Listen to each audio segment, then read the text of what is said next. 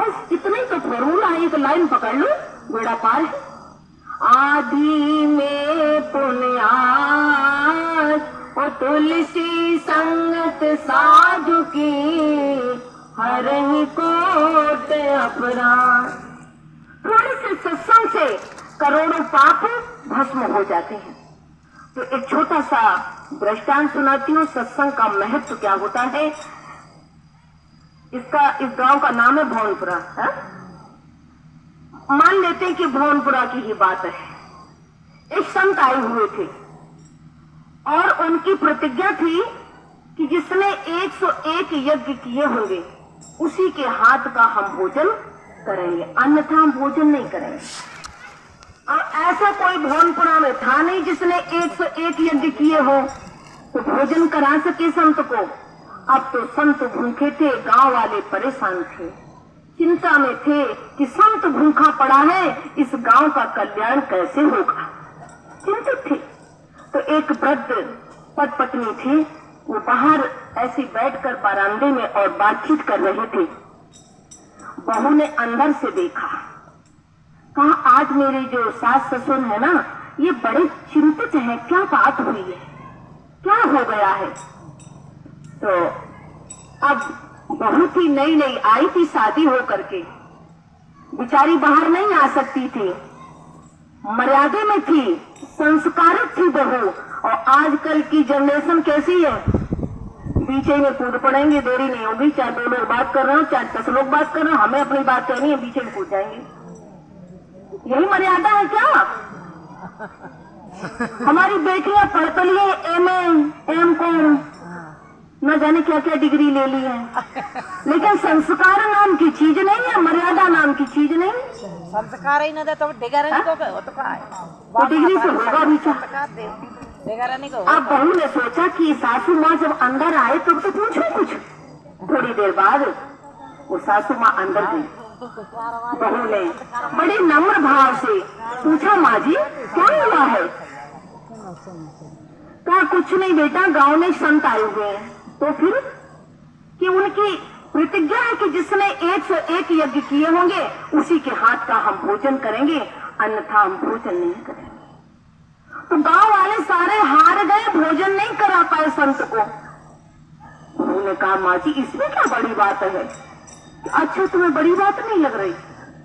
सारा गांव झूम चुका है, संत को भोजन नहीं करा पाया, तुम कह रहे कोई बड़ी बात नहीं कि माँ जी आप परमिशन तो दो, हमें अनुमति तो दो, मैं कोशिश करके देखती हूँ।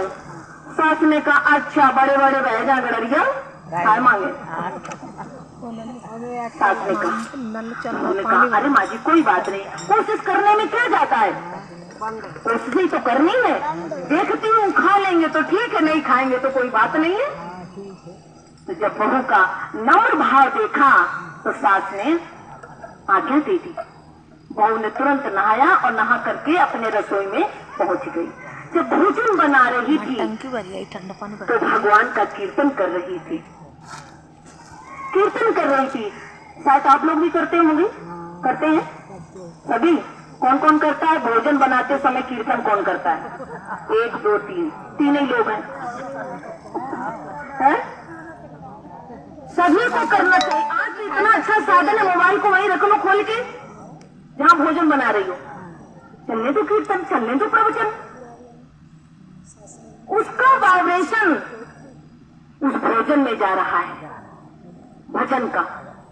तो भोजन कैसा बन जाएगा? प्रसाद बन जाएगा। भोजन बनाया और सासू माँ से कहा कि भोजन तैयार हो चुका है माँ जी। गांव वालों को पता चला, भवनपुरा वालों को, कि कोई बहू फैलाने की और संत को भोजन कराने जा रही है।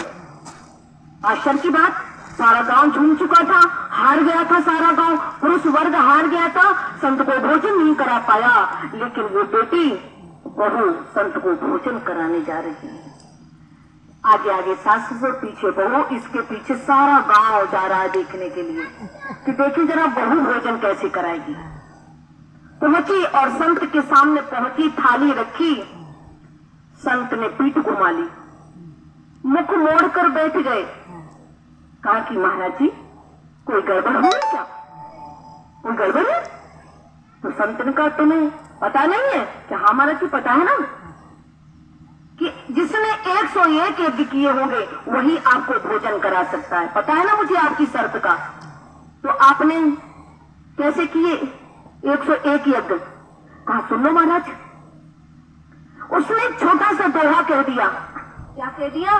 कि संत मिलन को जाइए तज माया अभिमान, और जो जो पग आगे धरे कोट में आगे समान। एक एक कदम में कोटों यज्ञ समाये हुए थे। वो तो एक से एक ही बात कर रहे थे, उसने तो करोड़ों यज्ञ कर डाले। महाराज जी ने जैसे सुना तुरंत भोजन कर लिया। गांव वालों ने देखा कि भाई बहू ने कौन सा मंत्र फूंक दिया। तो महाराज जी ने भोजन कर लिया। ये था सत्संग का प्रभाव। वो बेटी